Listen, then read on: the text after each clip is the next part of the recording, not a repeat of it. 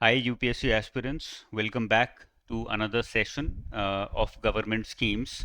I'm again going to simplify government schemes for you in this session as well. We had started with Ministry of Finance, तो अगर आपको और schemes देखनी है जो मैंने अभी तक cover की हैं, you can go to my playlist section on YouTube, वहाँ पे आपको सारी schemes की एक playlist मिल जाएगी. स्कीम्स में मेजर प्रॉब्लम क्या है? स्कीम्स को पढ़ने में पढ़ाने में मेजर प्रॉब्लम है कि वो बहुत मोनोटोनस हैं, बहुत फैक्चुअल हैं. उसकी वजह से दो मेजर इश्यूज आते हैं. नंबर वन, हम लोग ये प्रोविजंस और फैक्ट्स याद नहीं रख पाते जो प्रीलिम्स में हमें अफेक्ट करते हैं. 10 से 15 क्वेश्चन स्कीम के आते ही आते हैं एग्जाम में अलग अलग मिनिस्ट्रीज से. And problem number two is, जब हम पढ़ते हैं तो इतनी फैक्चुअल चीज़ें पढ़ते हैं, रट लेते हैं स्कीम्स के अंदर कि हम उनको एग्जाम में, मेंस में, क्वेश्चंस में यूज़ नहीं कर पाते, क्वेश्चंस के आंसर्स में. क्योंकि हमें स्कीम तो याद है, लेकिन अगर फाइनेंशियल इंक्लूजन की बात हो रही है तो कौन सी स्कीम लिखनी है, ब्लैक मनी की बात हो रही है तो कौन सी स्कीम लिखनी है, यूपीआई की बात हो रही है तो कौन सी स्कीम लिखनी है, वो हमें याद नहीं रहता. वो इसलिए नहीं रहता क्योंकि हम रट रहे हैं. मेरा ऑब्जेक्टिव है इस चीज़ को चेंज करने का. अब सोल्यूशन क्या है? मेरे अकॉर्डिंग सोल्यूशन है स्टोरी क्रिएशन. अगर हर एक स्कीम के पीछे एक स्टोरी बना ली जाए तो उसको याद रखना बहुत आसान हो जाएगा और उसको एक्चुअल एग्जाम में यूज़ करना भी आसान हो जाएगा, बिकॉज वो स्टोरी आपको सिखा देती है कि कोई भी एक स्कीम ग्राउंड पे रियलिटी में किस तरह से काम करती है, किस तरह से लोगों की ज़िंदगी एक स्कीम चेंज कर सकती है, बेहतर बना सकती है. That is what we can learn through case studies, through stories. इसीलिए मैं सारी स्कीम्स को स्टोरी फॉर्मेट में कन्वर्ट कर रहा हूँ, सारी स्कीम्स को केस स्टडी फॉर्मेट में कन्वर्ट कर रहा हूँ. आज हम लोग एक नई स्कीम उठाएंगे मिनिस्ट्री ऑफ फाइनेंस के अंदर. The name of the scheme is gold monetisation scheme. 2015 में ये स्कीम लॉन्च हुई थी. स्टोरी मैं आपको समझा देता हूँ. स्टोरी के थ्रू आपको स्कीम एक्चुअली याद नहीं करनी पड़ेगी, मेजर चीज़ें ऑटोमेटिकली याद हो जाएंगी और फिर रिकॉल करने में भी प्रॉब्लम नहीं होगी.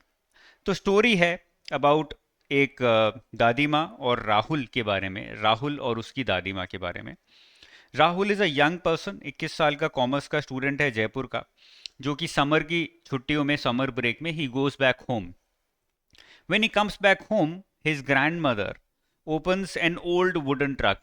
वो एक पुराना अपना लकड़ी का ट्रंक खोलती हैं और उसको दिखाती हैं कि देखो मेरे पास क्या क्या है जो मैंने बचा के रखा है, शायद कल को ये तुम्हारा होगा. और उसमें होता है बहुत सारा gold, bangles, chains and some old coins, अलग अलग टाइप का गोल्ड. कोई चेन के फॉर्मेट में है, कोई ऐसी बैंगल्स हैं या फिर हार है जो कभी पहना करती थी लेकिन अब पहनने की ज़रूरत नहीं पड़ती, या फिर बहुत पुराना हो गया है तो पहनने का मन नहीं करता और उसको सही कराने का भी मन नहीं करता. So lot of gold ornaments are lying in that trunk. सबसे पहले राहुल के दिमाग में क्वेश्चन आया कि यार ये इतना सारा गोल्ड है, इसका हो क्या रहा है. These belong to your great grandmother, she says. We never use them, they just lie here. तो ग्रैंड मदर ने बोला कि यार बहुत पुराना है, मुझसे भी पुराना है, पुश्तैनी है, हेरिटेज है हमारे परिवार का, and we don't use it now. बहुत ही पुराना हो गया है बट रखा हुआ है अभी भी बचा के हमने. तो राहुल ने बोला कि यार इतना सारा गोल्ड है और ये इतने सालों से यहीं पर पड़ा हुआ है, it is a wealth that we are not using, that we are not multiplying, बस ये ऐसे ही पड़ी है. तो क्यों ना इसको यूज किया जाए. राहुल ने बोला क्यों ना इसको इस तरह से यूज किया जाए कि मेरा हेरिटेज भी बच जाए और साथ के साथ ये गोल्ड हमें कुछ रिटर्न भी देना शुरू कर दे. अब पहला क्वेश्चन यहाँ पे आता है कि कौन लोग आइडल गोल्ड को यूज कर सकते हैं गोल्ड मोनेटाइजेशन स्कीम के अंदर. यहाँ पर पहला सवाल बनता है और ये स्टोरी उस सवाल को आंसर भी करती है. कोई भी रेसिडेंट इंडियन, कोई भी ऐसा इंडियन जो इंडिया में रेसिडेंट है, मतलब नॉन रेसिडेंट इंडियंस नहीं यूज कर सकते गोल्ड मोनेटाइजेशन स्कीम को. रेसिडेंट इंडियन में इंडिविजुअल भी आएगा, फर्म भी आएगी, एचयूएफ भी आएगा, हिंदू अनडिवाइडेड फैमिली ट्रस्ट भी आएगा, इंस्टीट्यूशंस भी आएगा. और इंस्टीट्यूशंस और ट्रस्ट आएंगे तो मतलब टेम्पल्स भी आ जाएंगे. तो अगर कोई भी एक इंस्टीट्यूशन है, इंडिविजुअल है, एचयूएफ है, ट्रस्ट है, फर्म है, कुछ भी है जो कि रेसिडेंट इंडियन है, नॉन रेसिडेंट इंडियन नहीं, नॉन इंडियन नहीं, रेसिडेंट इंडियन है, they are eligible to use gold monetisation scheme. तो इस केस में राहुल रेसिडेंट इंडियन है, इंडिया का लड़का है, जयपुर में रहता है, कहीं पर भी नहीं लिखा है कि वो नॉन रेसिडेंट है।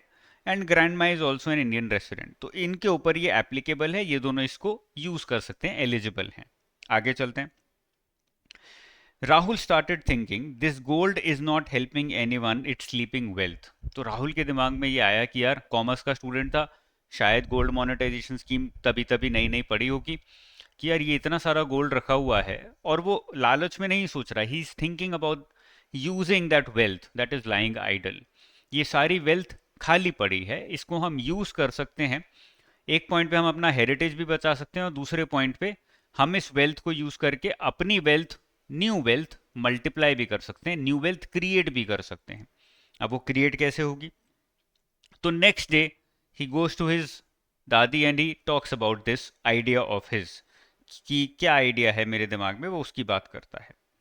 He says, did you know the government has a scheme where you can earn interest by just depositing this gold safely at a bank? तो बोलता है कि यार जो भी आपके पास खाली गोल्ड पड़ा हुआ है, उसको क्यों ना हम मोबिलाइज करें, उसको क्यों ना हम बैंक में डाल दें, और जब बैंक में हम उसको डालेंगे तो बैंक हमें इंटरेस्ट देगा। दादी माँ वो सरप्राइज, नॉर्मल सी बात है, ग्रैंड माँ पुराने ख्यालात की, पुरानी सोच, या फिर उनको नई चीज़ों के बारे में पता नहीं है। शी इज़ लाइक, यार मुझे तो पता ही नहीं था कि कैश के अलावा और चीज़ें भी डिपॉजिट हो सकती हैं बैंक में। आज तक मुझे तो लगता था जो हम कमाते हैं वो सबसे ज़्यादा लिक्विड फॉर्म, जो कि कैश होता है, या हमारे अकाउंट में जो पैसा है उसी फॉर्म में हम डिपॉजिट कर सकते हैं। आई हैड नो आइडिया कि गोल्ड भी डिपॉजिट किया जा सकता है। गोल्ड को लॉकर में रखना अलग है, that is not a deposit with the bank, you just giving it to the bank for safe keeping. Deposit करना अलग है, क्योंकि डिपॉजिट कर रहे हो तो गोल्ड आप, बैंक आपसे एक तरीके से बोरो कर रहा है, और जब वो बोरो कर रहा है तो आपको वो इंटरेस्ट देगा उसके ऊपर, उस डिपॉजिट के अगेंस्ट, है ना, क्योंकि वो एक इन्वेस्टमेंट हो गया या एक सेविंग हो गई, rather than just safe keeping. So he says कि हम इसको सेफली गोल्ड को बैंक में भी रख सकते हैं। अब यहाँ पे क्वेश्चन आता है कि स्कीम क्या बोलती है? स्कीम बोलती है mobilise idle gold, use gold for productive purposes, and reduce reliance on imported gold. तीन मेजर ऑब्जेक्टिव्स हैं इस स्कीम के। जो आइडल गोल्ड पड़ा है उसको मोबिलाइज करना, मतलब उसको यूज करना शुरू करना इकोनॉमी के लिए, number one. Number two, gold को प्रोडक्टिव पर्पसेस के लिए यूज करना, and number three, imported gold पे रिलायंस को कम करना, because India is majorly dependent on imported gold. अपना गोल्ड है नहीं, बट गोल्ड की चाहत बहुत है लोगों में। There is a strong desire to collect gold in all the people in the country. We have some kind of connection with gold, have had it for a very long time. तो इन तीनों objectives को fulfil करने के लिए ये scheme बनाई गई है। सो बेसिकली नेशनल वेल्थ को इंक्रीज करने के लिए ये स्कीम बनाई गई है। तो राहुल ने बोला कि दादी जी ये कर सकते हैं, हम गोल्ड ये सेफली बैंक में रख सकते हैं, और जब हम उसको बैंक में रखेंगे तो हमें कुछ ना कुछ इंटरेस्ट भी मिलेगा। तो दादी इज क्यूरियस कि मुझे लगता था कि हम खाली कैश भी रख सकते हैं। तो राहुल बताता है नहीं, इसके लिए एक स्कीम है जिसका नाम है गोल्ड मोनेटाइजेशन स्कीम। 2015 में ये लॉन्च की गई थी, और इसका ऑब्जेक्टिव ही यही है, अनयूज्ड गोल्ड, आइडल गोल्ड को मोबिलाइज करना, उसको ज़्यादा अच्छे से यूज़ करना इकोनॉमी में, और हमारे इम्पोर्ट्स, गोल्ड इम्पोर्ट्स की जो वेट है, की जो वैल्यू है, वॉल्यूम है, उसको कम करना, उस पर रिलायंस कम करना। Okay, so mobilise unused gold, reduce dependency on gold imports. अब इसमें the gold is deposited with a bank और अ सर्टिफाइड सेंटर। तो दादी ने पूछा कि करें क्या, कहाँ जाना है, कौन से बैंक में जाना है? तो राहुल ने बोला किसी भी बैंक में जा सकते हैं, नेशनलाइज्ड बैंक सारे नॉर्मली अलाउ करते हैं, या फिर एक सर्टिफाइड सेंटर होता है वहाँ पर भी हम जा सकते हैं। उसकी बात मैं भी करूँगा थोड़ी देर में। तो दादी ने पूछा कि अच्छा इंटरेस्ट कैसे मिलेगा? तुमने बोला रिटर्न मिलेगा, रिटर्न भी गोल्ड में मिलेगा। तो राहुल ने बताया नहीं, इंटरेस्ट जो मिलेगा हमें वो रुपीज में मिलेगा, हर हमारे अकाउंट में आ जाएगा।